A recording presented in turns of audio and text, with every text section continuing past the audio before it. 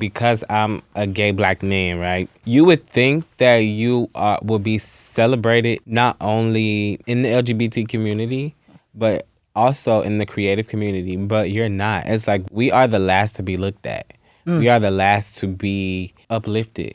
I've had people book me for something, and then like they'll see my video or see my content, and they'll be like, actually, you're not the right fit. And you know what it is. I've heard people always say, like, we don't know what to do with you, or maybe if you tone it down a bit. And it's just like, y'all not enough for me. That's it, that's all. That's it, that's all. How you feel? That's it, that's all. That's it, that's all. Black excellence at its finest. How that skin glow, she's a true diamond. With the world at her back, she's still smiling. Never let that crown till she stays thriving. That's it, that's all.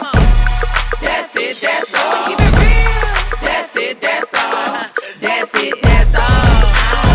Is that really it though?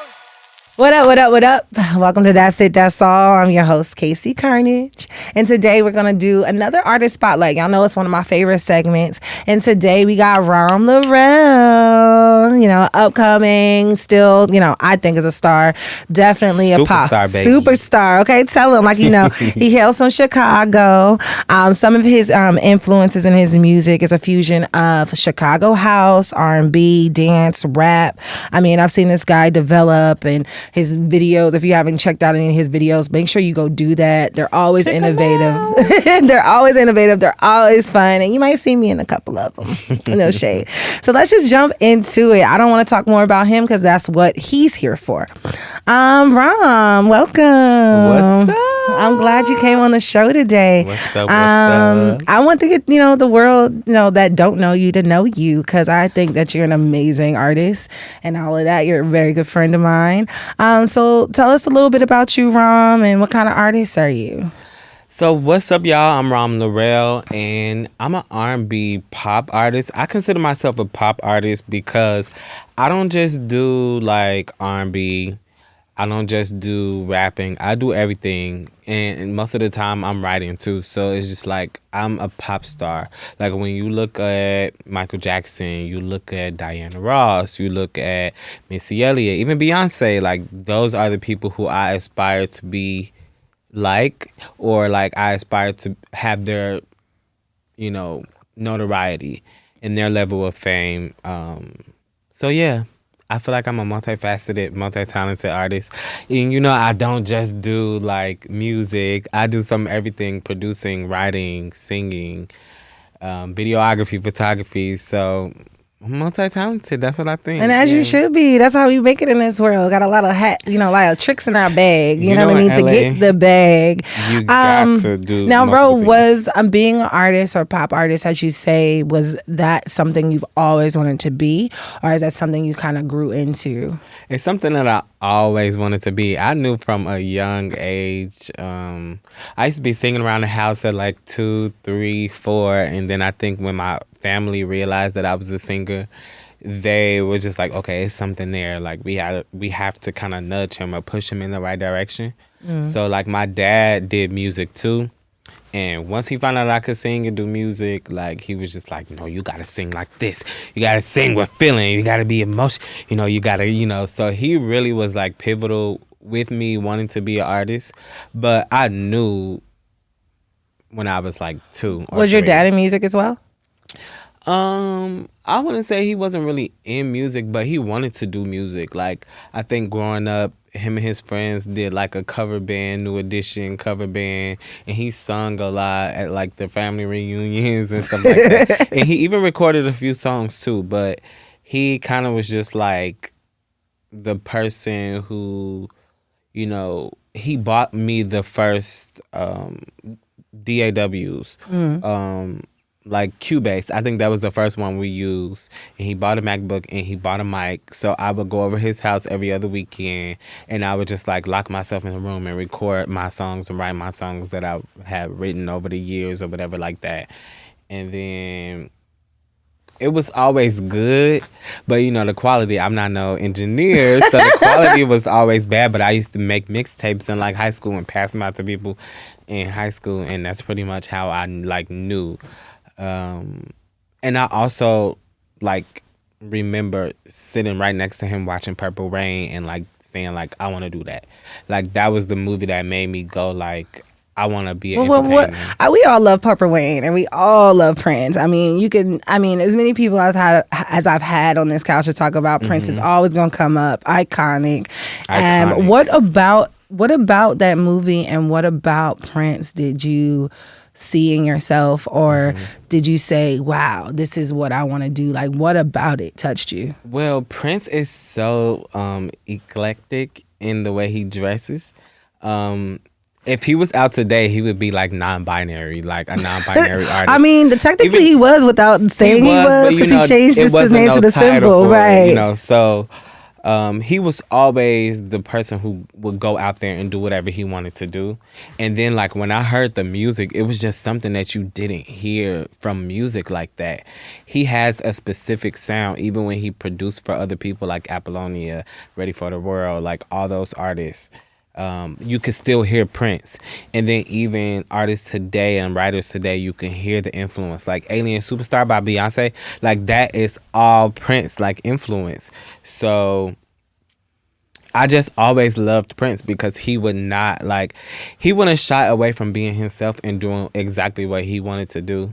And that's something that, it's taken me a long time to develop that within myself, but he was always somebody to be like, he did this, so I know you need to go out there and do something like this, or you need to go out there and be just as fearless. So, well, one thing I do notice, and like especially in your videos, your dance background. Let me tell y'all something. Bro, be fucking it up. Were you a dancer before you were a singer first, or it was kind of at the same time you were doing both? No, so I've always been a singer first. I always did music. Even when I was young, I would like watch Barney, take the Barney songs and like change the person's name, change certain parts and sing it to people in my family, like my grandma. So I always sung first. Dancing came when I was about, I would say like 12. And in Chicago, there's a whole bunch of like different dance groups and we call it the Chicago dance industry. And I used to be in some of those groups. So I kind of developed like my knack for auditioning. Like I learned so much. And it was just like, have y'all ever seen Bring It? Mm-hmm. It's kind of like Bring It. Like we used to battle the other people in the other teams. And it was very competitive and very, very like hard. Like if you suck, you would have to be in the back. So you would want to strive to be in the front so people could be screaming your name, calling out your name at the dance down and stuff like that. So that's where I developed my dancing. And then eventually when I got older, I had moved on to a dance company, Full Effect Theatrical Dance Company. And we like battled. We still did the battles and stuff like that, but we traveled. The older people on the team, they danced in Missy Elliott Lose Control video and they went on tour with her. Our director was also Missy Elliott's choreographer. So it was just like we got that like on hand look at how to audition, how to be the best, and how to just like exert your energy and really go crazy. So that's why I learned how to dance. But I always knew like I need to learn how to dance because I want to be a star. And I feel like the stars that I looked at, they all could dance and they all unless you're move. Adele who could stand there and sell out stage. Adele, I don't need her to do no piece of choreo. Yo, let me tell you something. Adele will stand there in a dress and sell out stadiums, man. Let me tell you something. Go ahead, Adele. Just give me Adele and a gown. That's all I need. That's all you need. That's all you need. But I understand that. Like everybody has their different knacks, and also too, like it's something about like just strengthening your skills. Mm-hmm. In your craft. So even if like I get that maybe you're not a dancer, maybe you're not a professional singer, but if one is lacking, because like let's be real, Beyonce couldn't dance back in the day, and you don't have to. Yeah, I would say you don't have to know how to pick up on choreography fast. You don't have to do choreography, but I still suggest taking a dance class so you can know how to perform, so you can know how to move your body on stage. You don't have to, you can barely move, but you want to know how to captivate an audience. Absolutely. And you learn that through dance. So absolutely. Okay, Ron, what was your first song you ever wrote? The first song I ever wrote? I would say the first song that I remember that I ever wrote, I was like probably 15, 16. Even though I've been writing songs way before that, but this is like the song that I remember because it was so pivotal in me being an artist. And this is when like the techno sound was really big and like EDM was really big. I wrote this song called "Blow That Bitch Up," and I had just got Wait, cheated what? on. Yes, it go. Say I that wanna again. put you on a spaceship and blow that bitch up, blow that bitch up. Yeah, I wrote that in high school because I had just got cheated on. So I wanted, my ex to know, like, I want to put you in a spaceship and blow it up, because you broke my heart, That is But amazing. it was techno, so it was like dun dun dun. That is amazing. I would Yeah. love to hear that. Can It you was find really- that? I gotta You should find bring it it. back. You should bring Yeah. it back because that sounds still I good. had to find it, but it Bring was it like, back. Bring it back. I feel like when I had that song out, everybody was like, "Oh, you an artist," like. Well, I mean, especially now, people call these catchphrases. You need to dig that up Yeah. and bring that back because I would love to hear it, especially now when like EDM and house and stuff is I so need to popular. bring it back and have somebody produce it for sure. Because that is funny. Okay, well, let's talk about some, as artists, we have our highs, we have our lows, we deal with mental health, we deal with, lack of faith and doubts in ourselves. Like, have you experienced any of that? And have you, what has been your process of staying the course? All the time I experienced that because I've known my entire life what I wanted to be. So because it's not happening as fast, sometimes you get in your head and you allow like depression and those thoughts to creep inside of your mind. And you think like, what if this doesn't happen to me? And I've dedicated every moment of my life to this. It kind of make you go crazy. So I just started therapy because not only do I have like a lot of childhood stuff that I have to like deal with and like healing my inner child, but I have to be okay with knowing that my journey is my journey, and everything that I've ever put out into the universe and I've ever set my mind to, I've achieved.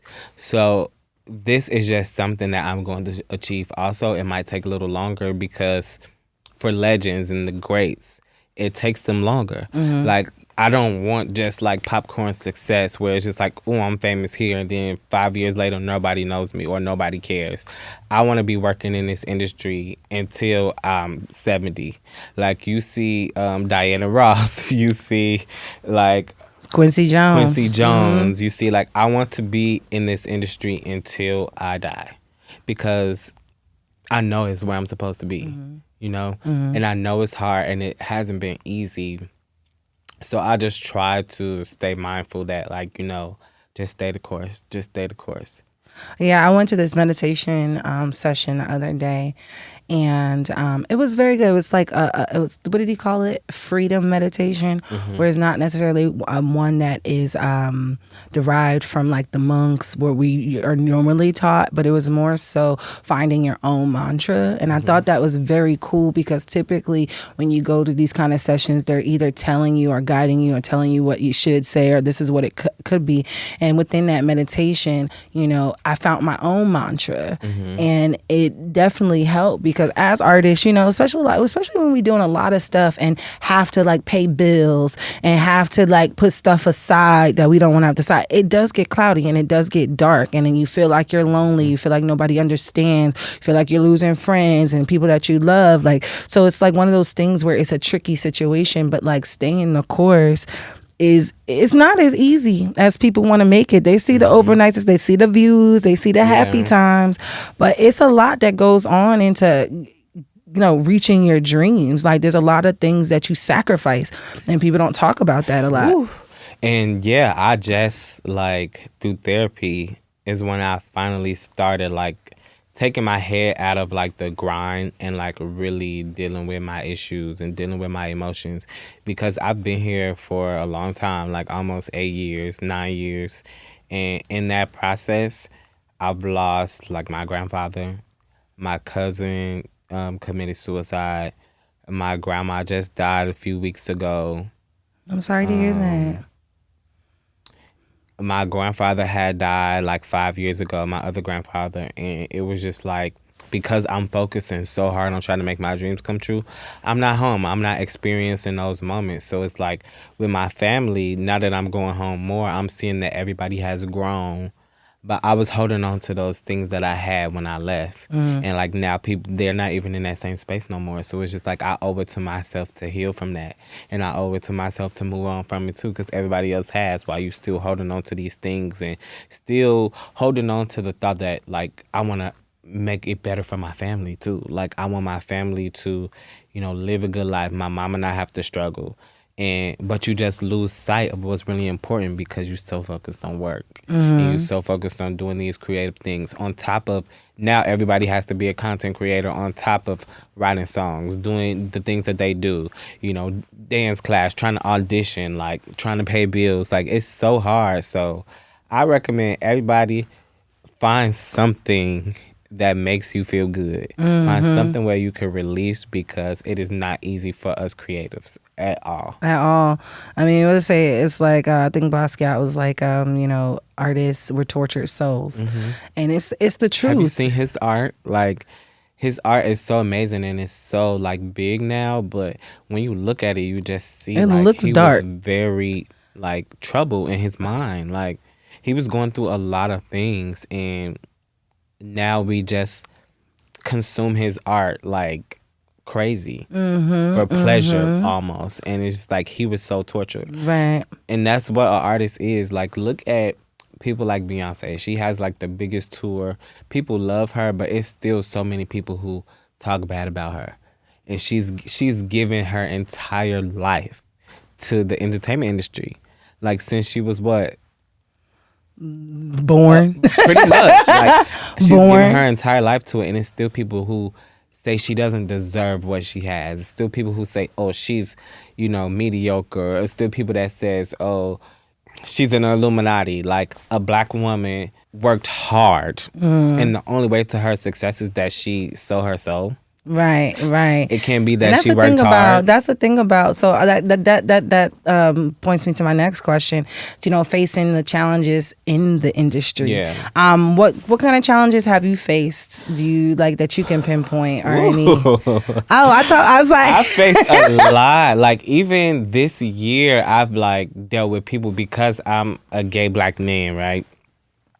You would think that you would be celebrated not only in the LGBT community, but also in the creative community. But you're not. It's like we are the last to be looked at.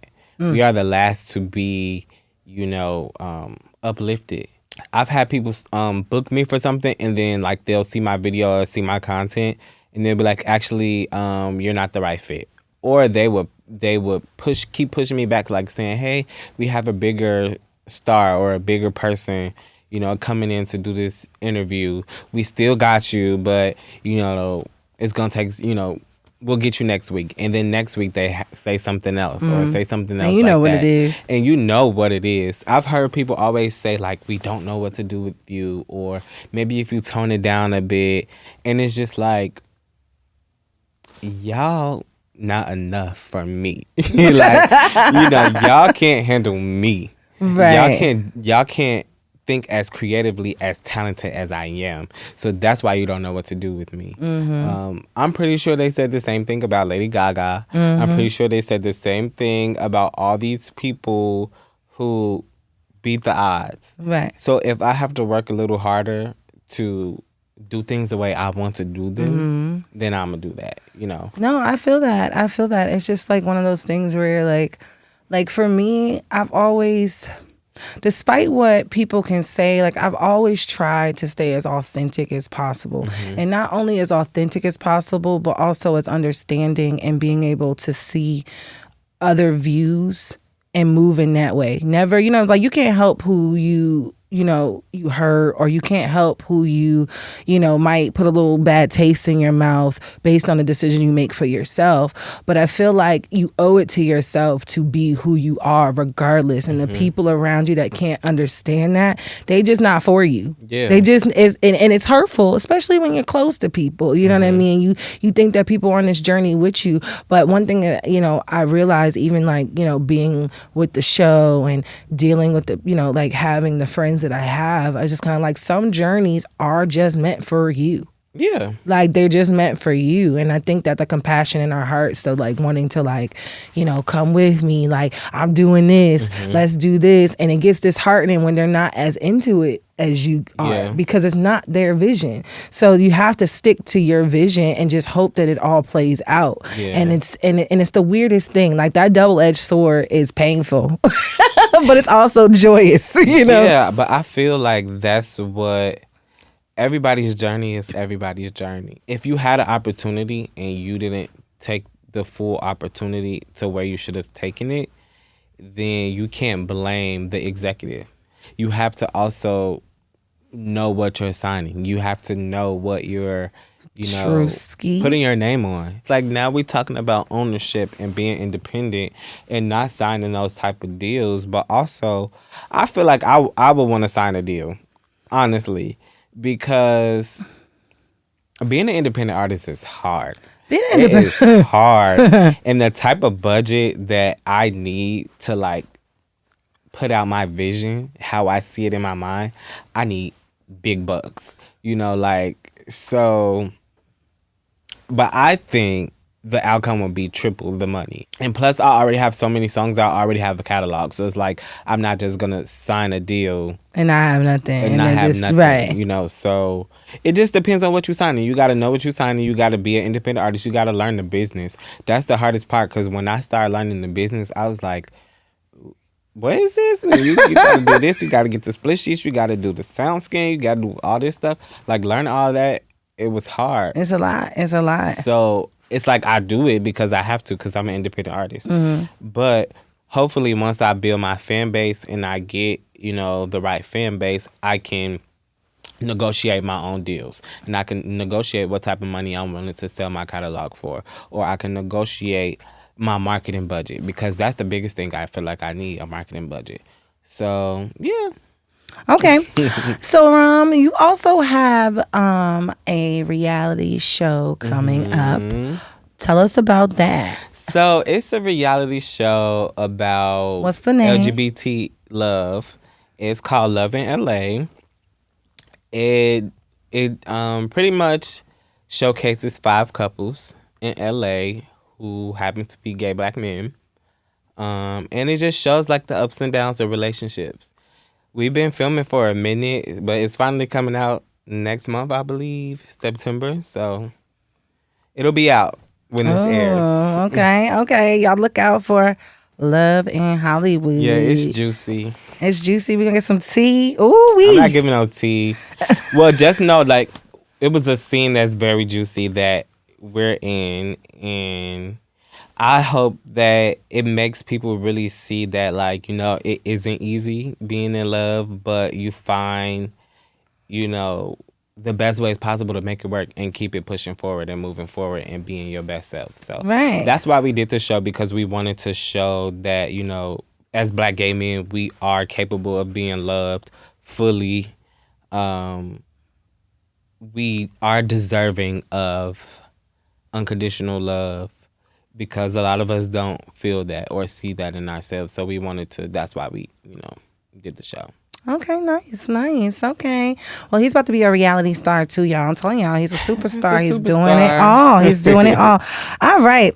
Let's jump into the song that we're on feature today, Let It All Out. Yeah. Give us a little background about that, Ro. Like, what was your inspiration on it? The video is dope. The video goes ham. The dancing is amazing. The hair flips. I was like, get them braids together, honey. I love it. Let's talk about that. What was your, like, how did you come to that song? Okay, so Let It Out Loud, it was mainly like, I had dealt with, so if you look at my videos from like the beginning up until this point, it has always kind of like teetered the line of like, is he gay? Is he straight? Or like, I never really showed it because I had always been kind of afraid of how people would, receive it. But I felt like I wasn't being authentic. So with Let It All Out, I had a few opportunities that fizzled out because people were just like, oh no, he's gay. You would think it's 2023 and people still like blocking opportunities because you're gay. That's so weird. So I was just like, I want to create a song that makes me feel confident and that empowers me. And in turn, I hope I empower other people. So I want to create something that just makes me feel good. And I'm just going to talk about myself in a good way and let people know, like, I'm here. This is my statement. I don't care how you view me, how you see me, but I'm not going to hold back any of my potential anymore.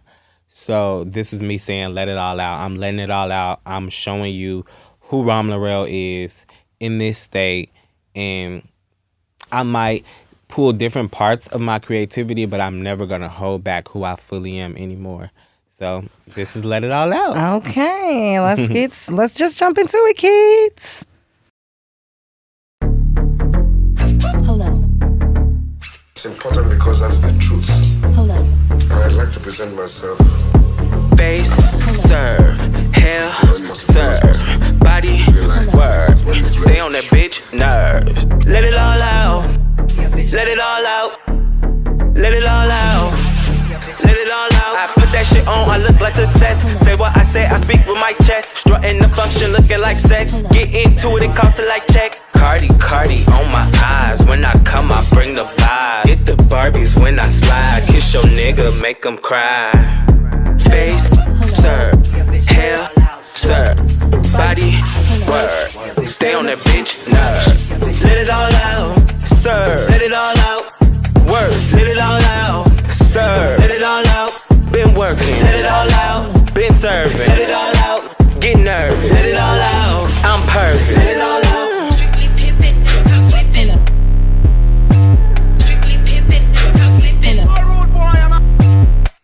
Bad bitch with an attitude, look like this, so I pick who I choose. Body snatching, my dick big too. My bitch bad and hers is too. Don't get attached when I smash like who? Shake my ass like a record tab. Big step up when I come through. Give me some space, you bitches better move. Do what I want, don't follow no rules. Hit where it hurt till I leave a bruise. I'm coming through, you bitches better move. Face, serve, hair, serve, body, word. Stay on that bitch, nerve. Let it all out, serve. Let it all out, work. Let it all out, serve. Let it all out, been working. Let it all out, been serving. Let it all out, get nervous. Let it all out, I'm perfect. Let it all out.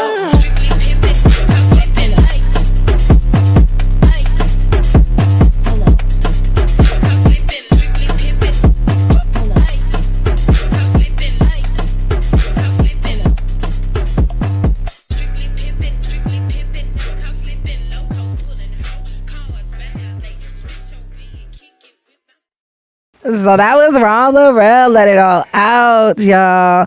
It's definitely a banger. It's definitely a banger. Makes you want to shimmy your shoulders. Boot. Yes, boot. everybody add that to y'all workout playlist so y'all can let it all out and give it all you got up in the gym. Well, I want to say thank you, Rom, for coming on the show. Please let them know how to find you. Thank you for having me. Y'all can find me at Rom Lawrell on all platforms. YouTube, Spotify, Apple Music, Instagram, TikTok. Y'all might see me dancing on TikTok. Who knows? But yes, follow me, like, subscribe.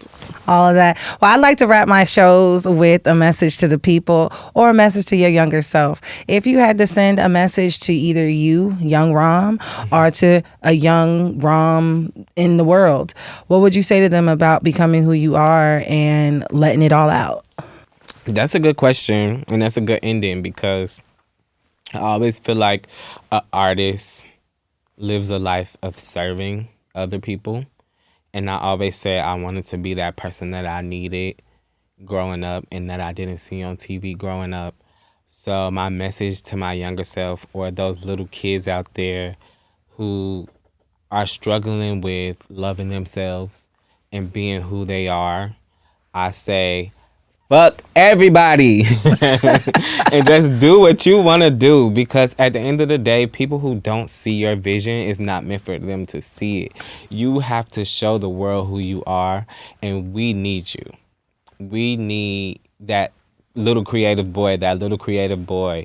I mean, we need that little creative girl, that little creative boy. We need you to be yourself, and I'm here to help you. Let it all out. Hey. Let it all out. Well, there you have it, guys. We have Rom Lawrell on the show today. And if you want to find any of his music, you can find him on Spotify, Apple, all the things. It will be posted in this video, in this live. If you just want to join the conversation, or is there anybody out there that you want to see on Daz It Daz All, please don't hesitate to send us a message. Like, subscribe, share, and just be a part of the conversation. And that's it. That's all. Daz It Daz All is written by me, KC Carnage, and produced by myself and Rick Barrio Dill. Associate producer, Bri Coorey. Assistant producer, Larissa Donahoe. Audio and video engineering and studio facilities provided by S.L.A.P Studios LA, with distribution through our collective for social progress and cultural expression, S.L.A.P the Network. If you have any ideas for a show you want to hear or see, please email us at info@slapthepower.com. And as always, go to dazitdazall.com and sign up there to make sure you will never miss a thing. See you next show.